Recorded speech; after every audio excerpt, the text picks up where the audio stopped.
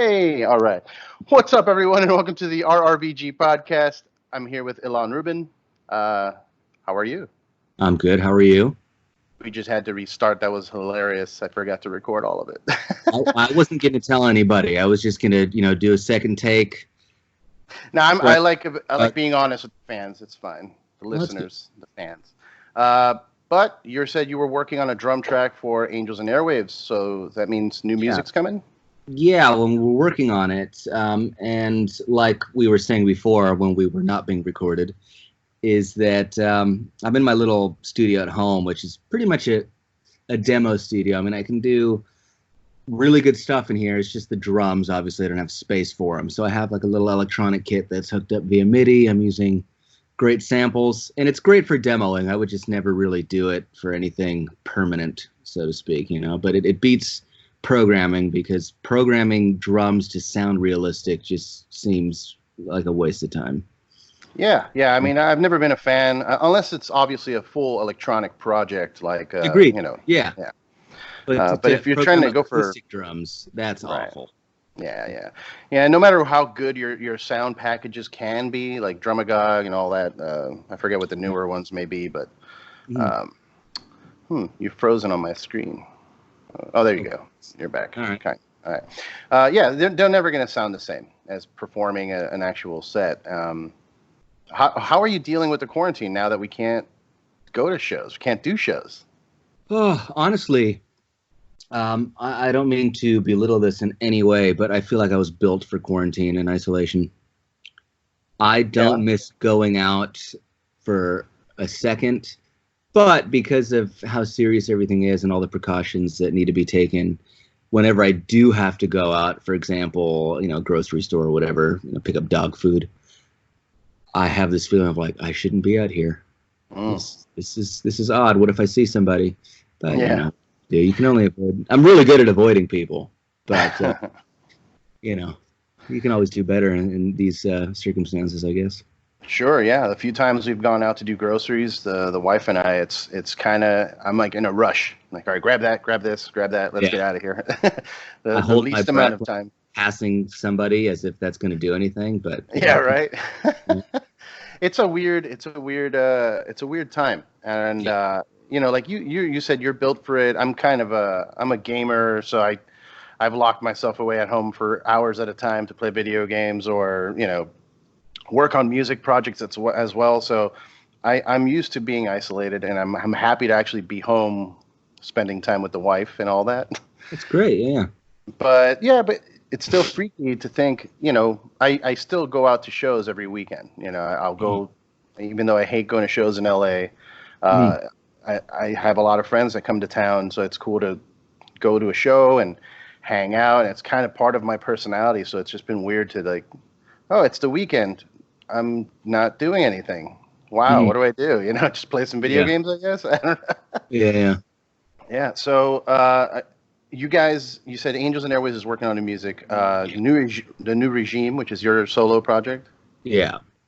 You guys put out something recently. We did.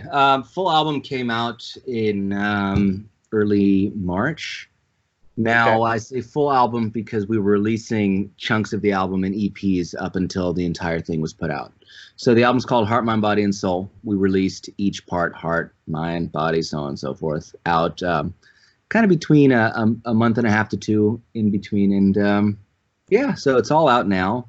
Unfortunately, we were rudely interrupted by COVID-19 during a great run we were on with Silverstone Pickups. But what can you do, man? I mean, when the apocalypse comes knocking on your door, you just have to submit and go home. Stay inside. Yeah. So, Yeah. I hope to make up the dates as soon as possible, but obviously safety is of the most importance. And that's that. So, kind of in a holding pattern at home, but obviously I'm surrounded by all my toys and writing and recording music and studying quite a bit, reading a lot. That's pretty much it. That's all you can do, really. Just try and Yeah. get as it. I talked to my father about it. And it's like it's kind of like prison time. Like when you're in prison, you can either just sit there and wallow and be depressed, or start working out and reading books. And when you get out, be a better person. So this is kind of like human jail time. Like we were abusing the planet too much. So like, hey, just, let's stay in. It's actually doing wonders for the pollution, from what I hear. Less cars on the road, Yeah. No, I agree. I mean, there are things that I enjoy doing, mainly reading. I'm talking about aside from music. I mean, music takes up at least bare minimum 90% of my life because that's what I enjoy doing. But, I like to read, and I'm trying to watch more movies. And I'm not going to say I felt guilty in the past, but when I'd spend more than a certain amount of time, I'd feel like, okay, I should probably do something a little more productive. But now, since I don't really have too many deadlines and in kind of a unforeseeable lapse in things to do, I've really just been enjoying going to the bookshelf, picking something out, devouring it, and then so on and so forth. What's the most recent book you devoured, as you said? Yeah, so I never read 1984 growing up. Oh, okay. So reading that right now. The first one to kick off the reading on this during quarantine was I Am Legend, which I thought was pretty fitting. Never read that one either. Reading a couple biographies. Just going for it, really. I also signed up for that. I don't know if you've seen that app, Great Courses Plus. Oh, no. That's it's literally people lecturing, PhDs or university professors lecturing on whatever the subject is. It's definitely not for everybody. I like it. It's dry, good information. But I'm just really, I definitely don't hide the fact that I'm definitely on the nerdier side of the spectrum, but I'm just diving in head first while I'm over here. That's awesome. That's a good thing to do. Consume information, come out of this whole thing smarter and better, I guess. Agreed. I think people should do that regardless of a virus, because I feel like the global IQ is diminishing on a hourly basis. No way. What would make you say that? Yeah, it's pretty intense to see the world becoming idiocracy from Mike Judge. So agreed. Yeah, that is an encouraging thing to say. Read more books, people. Read more books. I wanted to ask you, I'm sure you've talked about it before, but I'm not aware of it. How was it? Like, what happened? How did you meet Trent Reznor and become part of Nine Inch Nails from, working at Angels and Airwaves and everything? Well, I was with Nine Inch Nails before Angels and Airwaves. Oh, really? Okay. All right. Yeah, I joined Nine Inch Nails in 2009. Okay. Yeah, it's shocking that it's been 11 years now, but I joined when I was 20. And basically, long story short, he saw me play at a festival. And a year later, when he needed a drummer, he got in touch with me. And of course, I was very excited about that and flew out to audition somewhere on the East Coast during the Lights in the Sky tour, which they were on at late 2008. And I got the job, and I've been with them ever since. So it's been an incredible experience. We're all good friends and get along quite well. So it's been a great experience since the beginning. And then fast forward a few years later, I had just put out, I think, the second New Regime album. I'd done some touring. And at that time, Tom was finding himself without a drummer. And a mutual friend put us in touch. And there you have it. Nice, man. Everybody's drummers just leave, or who knows what happens. And then I'm the guy that call you in. Yeah. Well, it's a testament to your skill, man. People see it immediately. It's like it stands out. Thank you. Yeah, and you think about it with, you're stepping into a role for like Nine Inch Nails where it's had so many legendary drummers go through, Josh Freese and everything. Mm-hmm. But you not only stepped in, but you stepped it up. Like you ended up doing the Perfect Drug drum solo that had never been done live before. Yeah, it was a good time. What can I say? I had actually a friend of mine, Bill Oberender. He's a tour manager, kind of. He does merch for a lot of bands as well. Mm-hmm. He wanted to ask you, how hard was it to pull that off, that drum solo? And,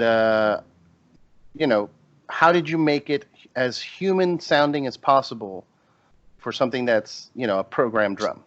Okay, well, I'm going to be completely honest with you.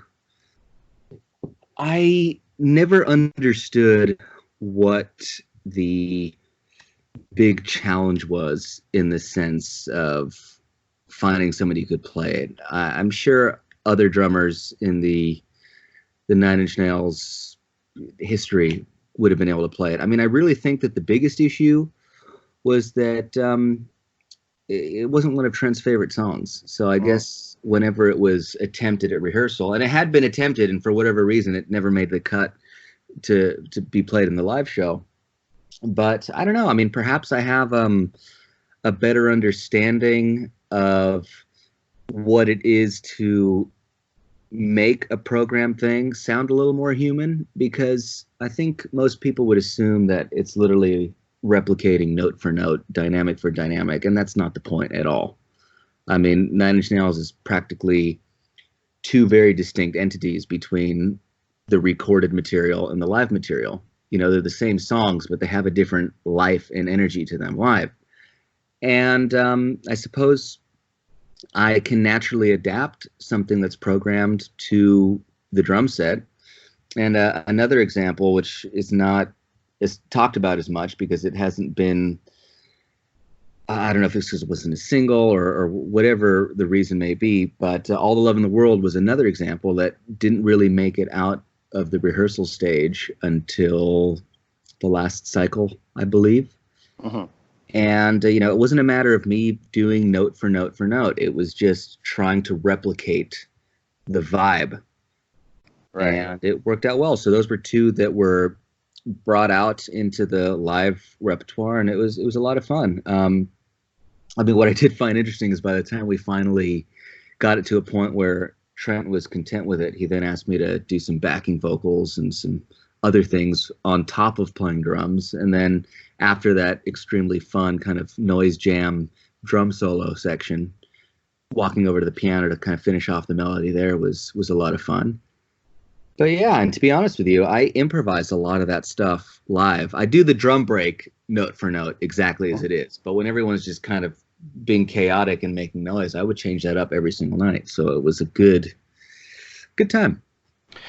Dude, and you're incredibly talented to be able to, like like you said, get up and go play the keyboard. Like a lot of musicians that I know aren't really multi-instrumentalists. They just like, hey, I'm a good guitar player or I'm a good drummer. So, and I know you've been doing music since you were a kid, so, since you were like 8. So, I mean, is it at all challenging in your head? Like, do you freak out and think about it too much, or just kind of naturally flows to be able to transition from one instrument to the other live with all that crazy shit going on with the production, the lighting, and all of that?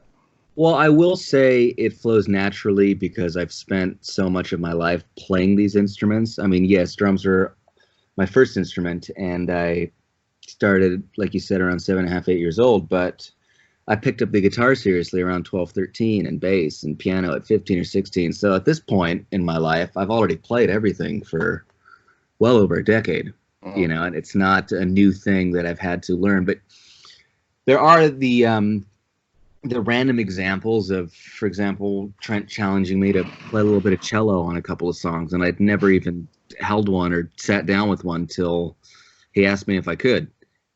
And that was fun, but it just, if you're feeling insecure about something, a new instrument, and performing that on stage, you really just have to put in the time beforehand. And I think I've just naturally had it in me to have confidence in the work that was put in beforehand, you know? Nice. Yeah. Yeah, I just... At least that's my best explanation. Yeah.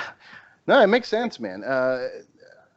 I think about those things when I watch performances. Like, I'm a big fan of watching live shows. You know, like my wife doesn't get it. She's like, "Why do you like watching live? It doesn't sound as good as a record." I'm like, "Because I'm analyzing all the work." You know. Oh, I grew up doing that. I love it. Yeah. Absolutely. Watching a live show from the comfort of your couch, being able to watch things over and over and over again. I love it. Yeah, and you get better angles when you watch those type of videos. So you get the, you know, zoomed in on the fingers, or if you want to, like, you know, really analyze the talent. Because I like going to live shows as well, but it's not the same if you're in the crowd. you know, and I end up sounding like a pretentious douche. I mean, I'm like, I want to go to the show, but I want to watch it from the stage. And it's not because I want to feel special or VIP or anything. I don't want to be in the crowd worrying about getting a foot in the face, you know, when I'm trying to analyze what's happening on the actual stage. I know where you're coming from. It's just funny that experience gets worse and worse and worse with less monitors on stage. That too, yeah. So with everybody on in-ears, all you hear drums, and it's like, well, hopefully the drummer's good. If not, this is going to be shitty. Yeah. That's happened with my buddies in Killswitch. Like, they're all in-ears now, and I used to stand side stage and watch them, but now it's like, I'm just going to maybe go by the front of house because I can't hear anything. Yeah.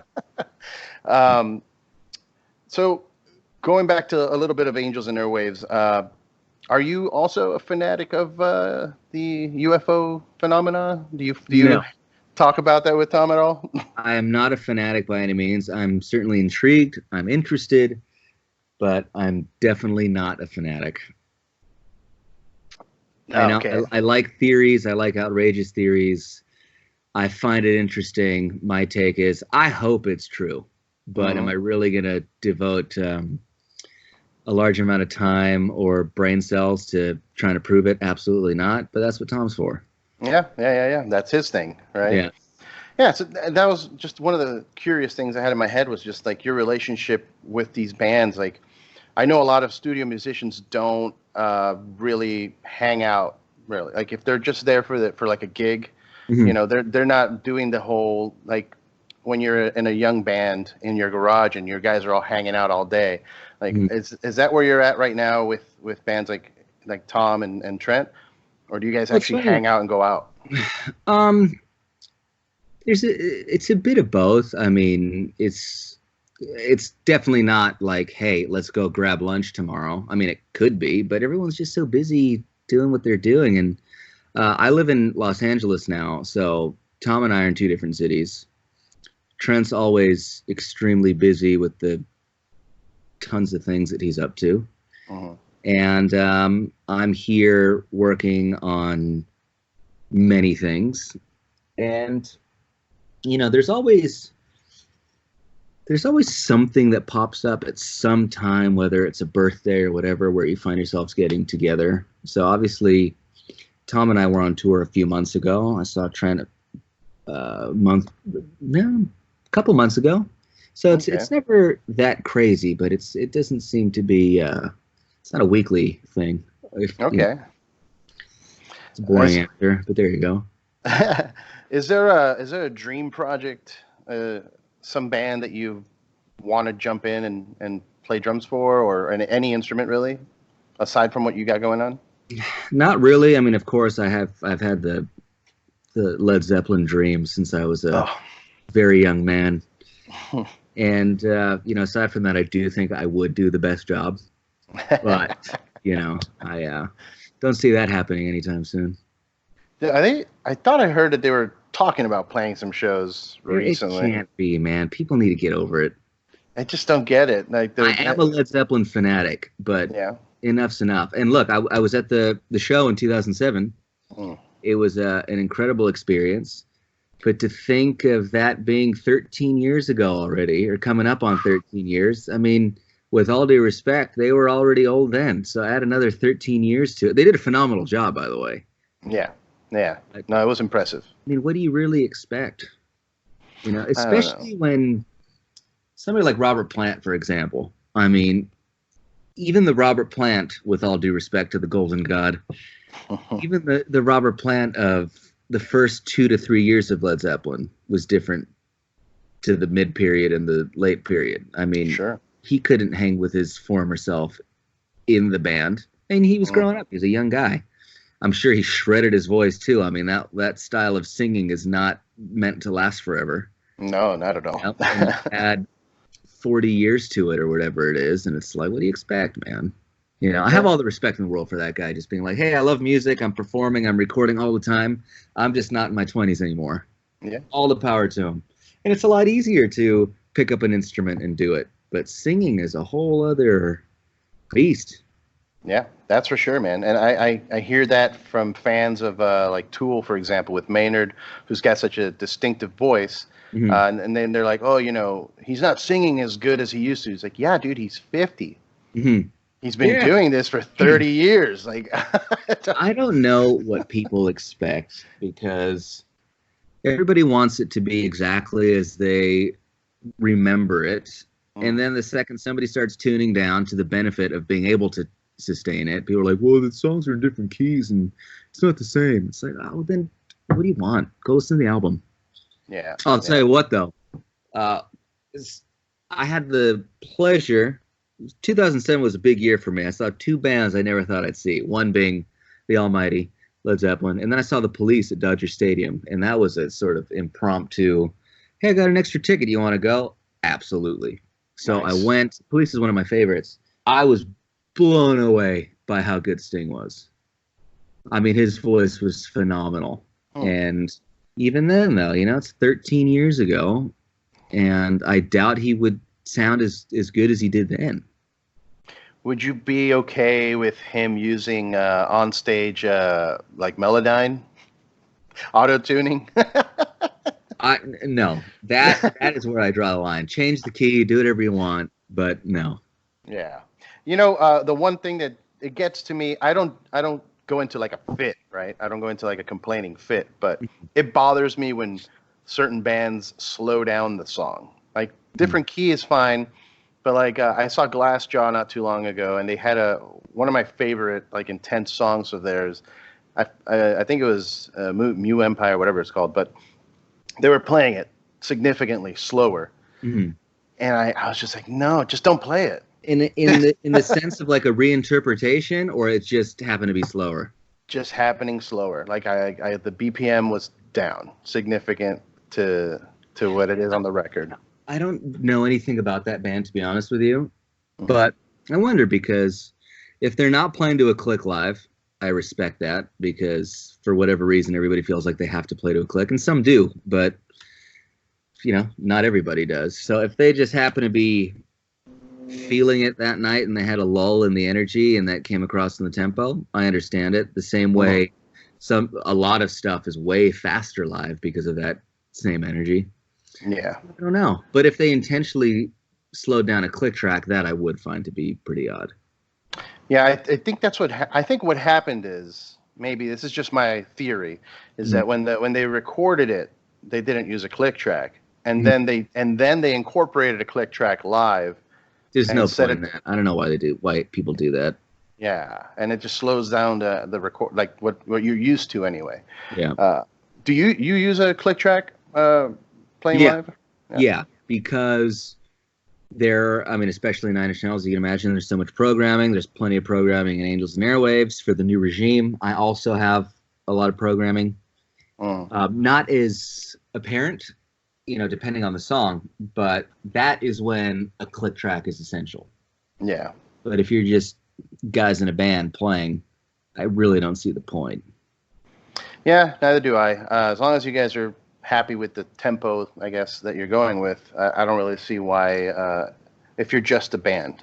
Obviously, like the production value of a Nine Inch Nails show, like you need it because there's crazy things happening. Like I remember which tour it was where there was like a curtain and he hits it with a mic stand and it's like broken glass everywhere right at the drop of the song. What you're talking about. That was before my time. That was on the With Teeth tour at some point. Yeah. I remember seeing that. And I'm like, everything was so perfectly timed. It's mind-blowing to me, not just the effect of obviously what he's doing with the glass breaking and everything, but just the fact that they pulled it off. Like, that to me is like, wow, that's so much work. That's people don't realize there's a whole team. There's at least 30 people back there probably trying to make that happen, Yeah, I mean, the production value and quality of anything Nine Inch Nails does live is impressive. Yeah, and you have to want it to be that caliber to pull it off. Yeah. It's funny to see him go from stepping up every tour to kind of the strip down that they did in the last, I think it was the last tour, right? It was kind of stripped down, less production. Kind of stripped down.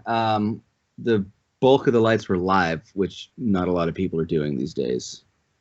And I think that kind of, in a way, added to the energy of the music as opposed to the music living alongside the visual. Mm-hmm. But I think it went very well. Plus, with the massive catalog of songs we were playing, considering we were doing 2 to 3 nights per city, you have to imagine that a lot of the people were repeat customers, and you want to give them a new experience every night. So, Yeah. I missed that whole. I think it was like 5 days in LA. Every time the tickets would go on sale, it was sold out. I'm like, shit. yeah. So I couldn't do that. But I saw you guys, Florida, I think it was, right after Hesitation Marks, that Hesitation Marks tour. I think we saw you in Florida, my wife and I. Oh, yeah, it was with Dillinger Escape Plan and Soundgarden, I believe. 2014. 2014. That was we ended up getting front row seats, which is, I don't know how that happened, but it wasn't even a gift. It was just like, yeah, let me see what seats are available. Oh, shit. That's awesome. Great tour. Yeah. If there was a tour that you'd, obviously touring with like Soundgarden is like a legendary thing, but and you mentioned Led Zeppelin, but with any active bands that are on tour right now, who would you want to tour with? I'm not trying to be difficult, but it's a tough thing because opening or supporting a big band in a way is a great opportunity. And in a way, it sounds way more impressive than it is, because the bigger the band, the more rabid the fan base, the less they care about anything but what they're there to see. Yeah. So I never view it as like, oh man, I would love to tour with those guys, because I've been in the experience where I've anticipated greatness and have been irritated by the crowd, and vice versa, where I wasn't expecting anything and the crowd was fantastic. I mean, the best pairing I've had with the New Regime by far has been Muse. Oh, nice. That was great. And we played in different legs, but a few different countries. I mean, basically Mexico City on the Drones tour, which was 3 nights, and then Scandinavia. So we did Denmark, Sweden, Norway, Finland as well. Nice. And it was great. But that was the perfect combination of a large crowd who wanted to experience an opener as well. Nice. For example, you mentioned Tool. Yeah. I could imagine that fan base would not give a shit about anybody on the stage other than them. That is true, man. That is true. I mean, you have to be really impressive. Usually they bring out some legendary people with them, like Fantomas, like Mike Patton will do a couple things. I know they had Killing Joke, so I'm sure some folks came out for that. But like my buddies in Intronaut, they toured with them, and I'm pretty sure the fans are just like, get off stage, move. Yeah. Yeah, it's got to be nuts. My buddy Alex from Orange Amps wants to know. If I'm enjoying the preamp pedal? Yeah. I posted about it, man. He wasn't paying attention. It's a great pedal. Alex. It's a great pedal. I really enjoy it. It's you a guitar player? I have a guitar. I wouldn't call myself a guitar player. Well, it's a great, there are a bunch of tools. I mean, for example, when I do a lot of recording in my studio here, I'm not using real amps because they're loud and neighbors would kill me. So everything is within the computer, and the sounds are great, but I still have a ton of pedals that I go into first. And that one in particular does a great job of adding the orange flavor.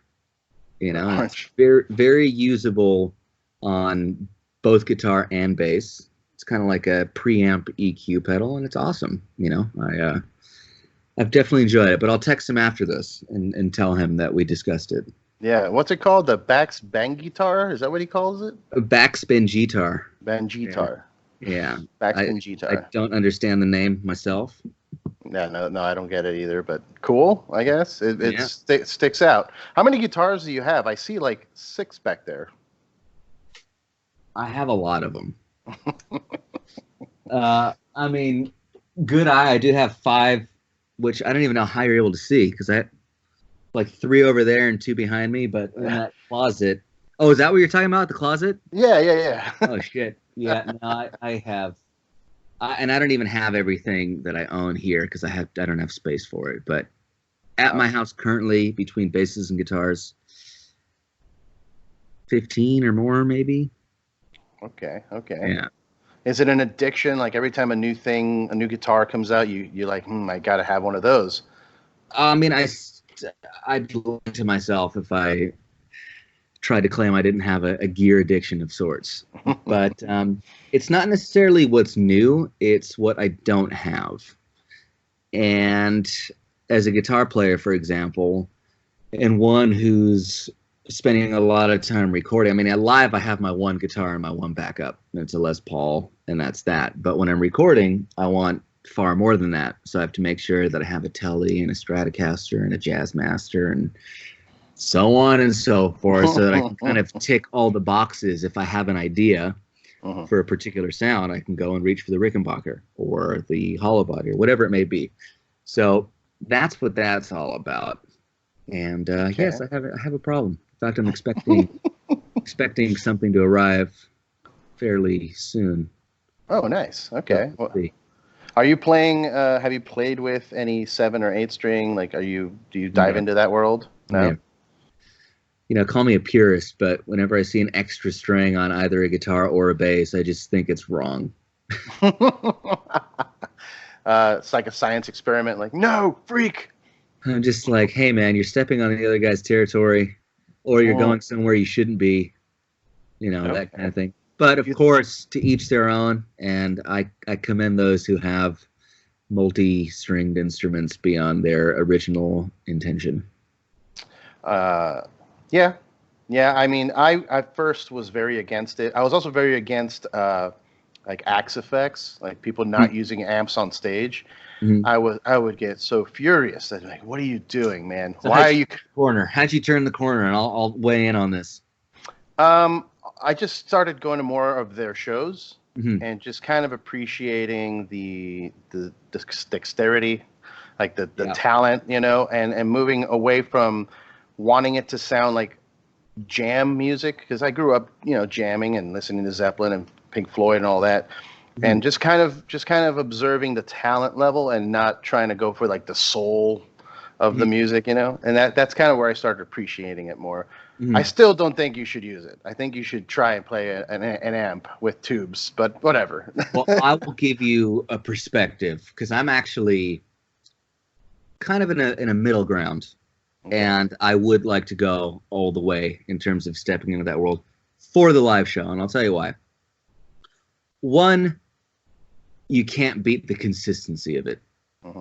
It's amazing that you can come up with as simple or complex a sound with all your effects, so on and so forth, and have it be identical night to night. So you do a much better job of avoiding, oh, they sounded great tonight, or oh, they actually sounded really shitty tonight.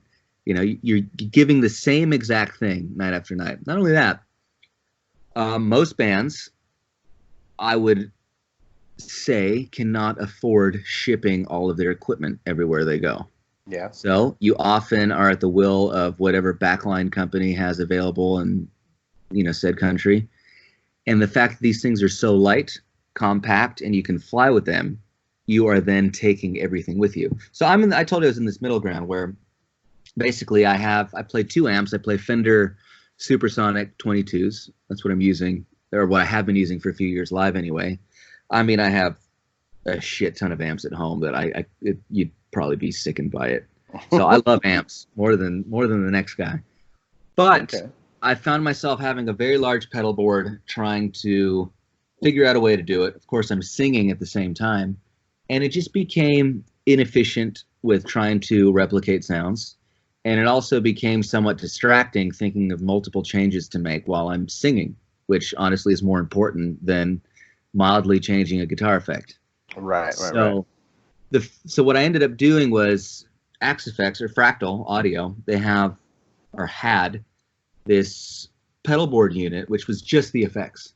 So I'm still using real amps, but all the effects are in this digital unit that I could pre-program per song, per section of song, and it became very efficient.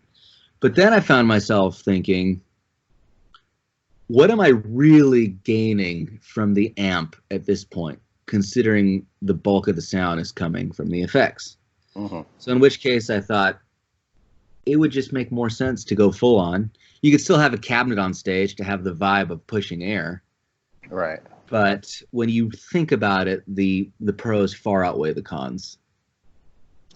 Yeah, when it comes to consistency. Stick to your guns, though, I'll respect it. Yeah, when it comes to consistency, I get it. I get that argument as well, and like the convenience of the travel. It's just, I don't know. I'm old too, so and I come from that. Like, I spent 10 years in a band practicing in a room that was basically a closet, and it was just loud, explosive sounds at all times. So I want that from other bands, and I don't seem to get that from, when they're running straight to the PA and it's coming out of the PA speakers. But I've definitely seen bands doing it, and it's sounding better and better. So the technology is getting better, and eventually, like you said, it's just not going to matter. It's going to sound the same. Yeah. This is a security blanket thing, but I would still want a cabinet on stage. I don't care if it's mic'd, but if I get closer to it, I want to hear it or I want to feel it. Also, you can get the cool little feedback effects. I don't know if you do any of that kind of stuff. I do occasionally, yeah, because I also like to incorporate a bit of jamming and improvising and that kind of raw energy we were discussing earlier. But yeah.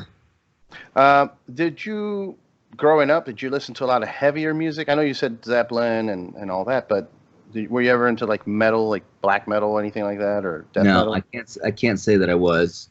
I feel like I have a decent knowledge of certain things. Yeah. But no, not myself. Are there any bands right now, newer bands, that you listen to just for fun at home? No. No? And I'm not.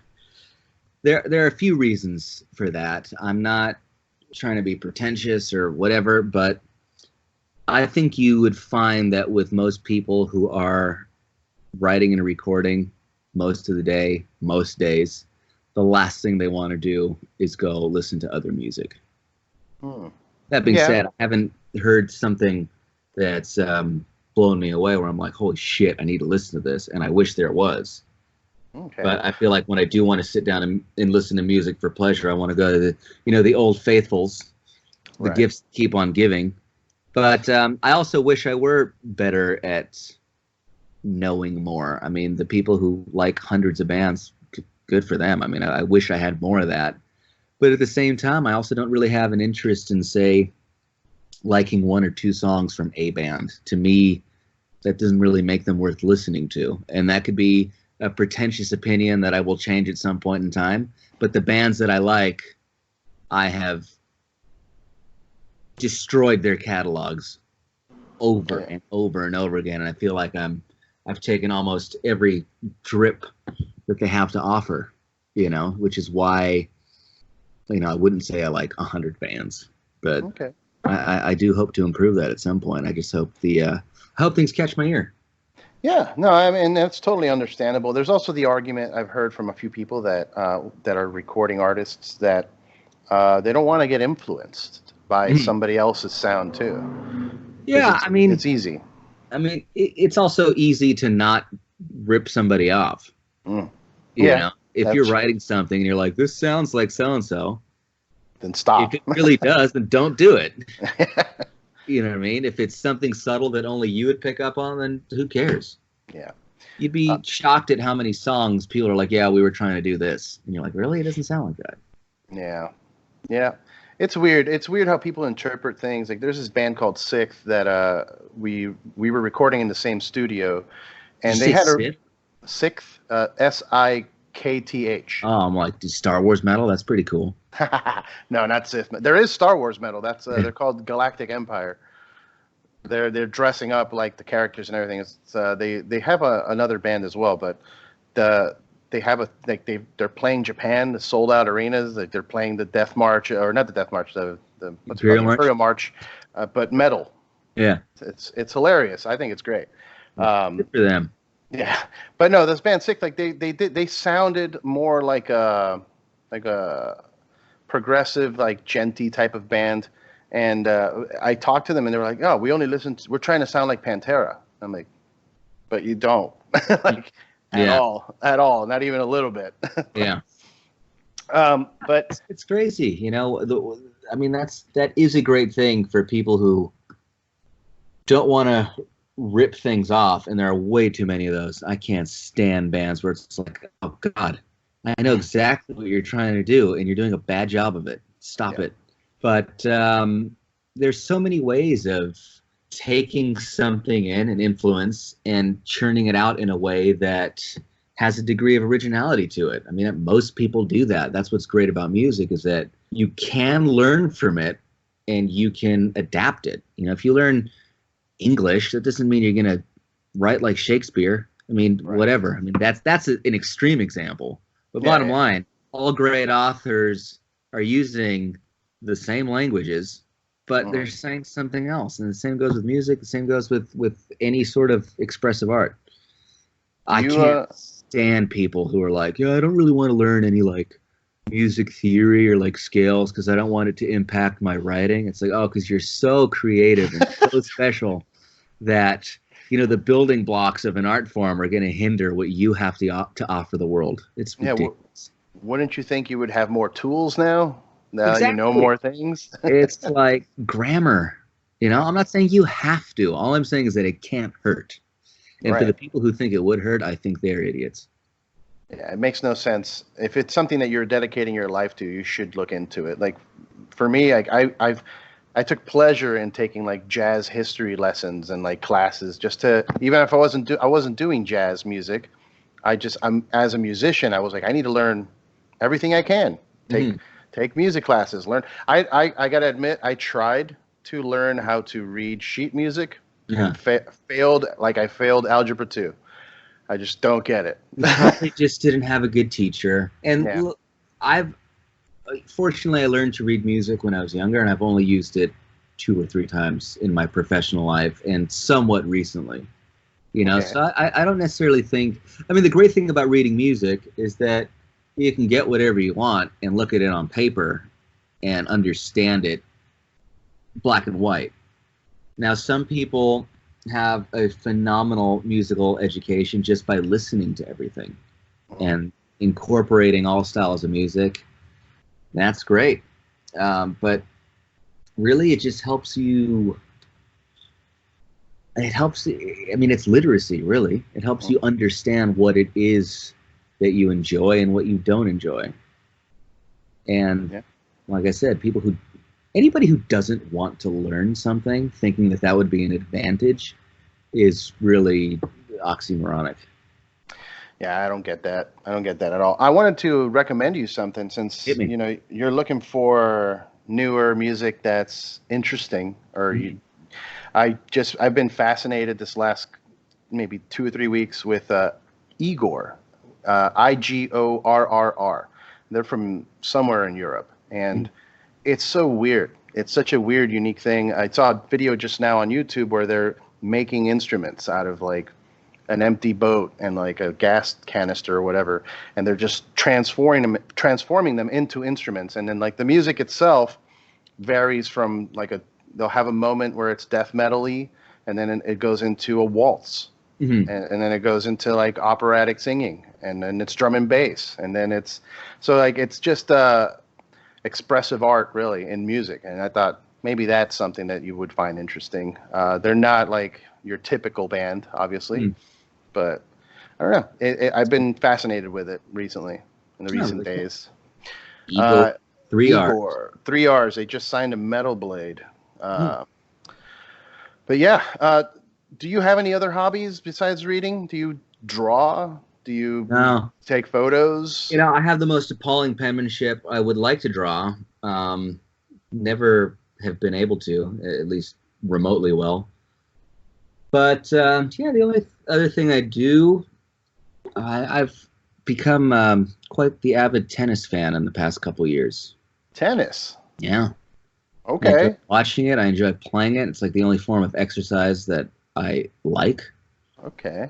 And that's cool, but that's pretty much it. I mean, that's the only thing that's completely separate to music that I enjoy doing. Okay. Often when I read about music, so I can't say that that's entirely separate. Yeah. But yeah, tennis is the one thing that has nothing to do with music that I thoroughly enjoy. That's interesting, man. I tried playing tennis, but I started playing baseball when I was a kid, Uh-huh. and I have no, I can't play tennis because it's home runs. Yeah. There's no control. I grew up playing baseball as well, at least for 4 years, and in hindsight, retrospect, I gladly would have turned that in for tennis. I just like the one-on-one aspect of the sport, the mental aspect of it, and Trying to fool the player into which angle the ball's going to go is power, finesse. It's all great, you know. Plus, if you lose, it's your fault. Yeah. You slipped. If you slipped, you didn't catch the ball, you slipped. Yeah. Yeah. Or you could have a great game and then some asshole in the outfield missed. Yeah. let a run in, and then the game's over. And you're like, but I did so well, and you just ruined it for me. Yeah. That makes sense. Sense. Yeah, I used to love baseball. I used to love playing it and watching the sport on TV when I was a kid. And then as I got older, I started kind of drifting away from it. I grew up in Jersey, so there was the Yankees, and I had my players like Don Mattingly, and they were like heroes, you know. And then as time progressed, like the Yankees just kept buying players, and I didn't feel any kind of connection to the team. And then I tried basketball. I was really into like the whole Larry Bird, Michael Jordan kind of era of things, and that same thing happened. People started trading players, and I just lost the sense of unity of having a team, you know, that's your team. And, you know, that's how I found soccer. Like I love the World Cup because at that time during that tournament, it's everyone from that country kind of. So you can get behind it. Like I love Germany, so that's my team. You know, like I'm from there. My family's from there. You know, so I find that lacking in a lot of sports. That's why I don't really watch. You know. Yeah. I could see the attraction to the one-on-one. Like that's why I like UFC. You know, fighting is just one-on-one. It's not a team. You guys are. It's on you. So. So what can you leave the listeners with here that are dealing with this quarantine? I mean, you're staying productive. You're working on music. But do you think the time will come sooner than later where we're back to normal or there's shows going on? I'm certainly not qualified to answer that question. But really, I would hope that people can make the most of it. I mean, there really is an opportunity of extra time on your hands, which to some may seem boring and the opposite of what they want. But time is precious. It's invaluable. And there's got to be a way to make use of it. Whether it is reading, whether it's picking up a hobby, watching something you haven't watched, I don't know. But really, the silver lining is a gift of time for those who are just healthy and at home.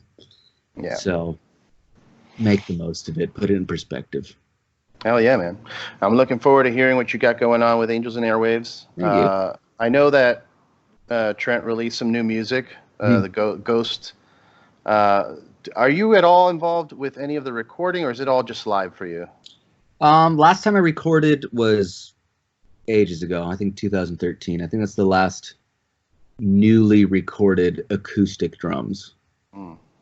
But that's that. I mean, I found out about Ghost probably the same day you did. Yeah, because I mean, until now, you know, until this whole thing blows over, there's no shows or anything that we can go see of Nine Inch Nails live. So yeah, well, hopefully sooner than later. Yeah, hopefully sooner than later. Stay busy, those that are watching and listening. Exactly. Make some music, even if it sucks. Who cares? You made it. Yeah. You've always wanted to play guitar, and you've never had the time. Now you do. Now you do. Well, hey, dude, I appreciate you taking some time to talk.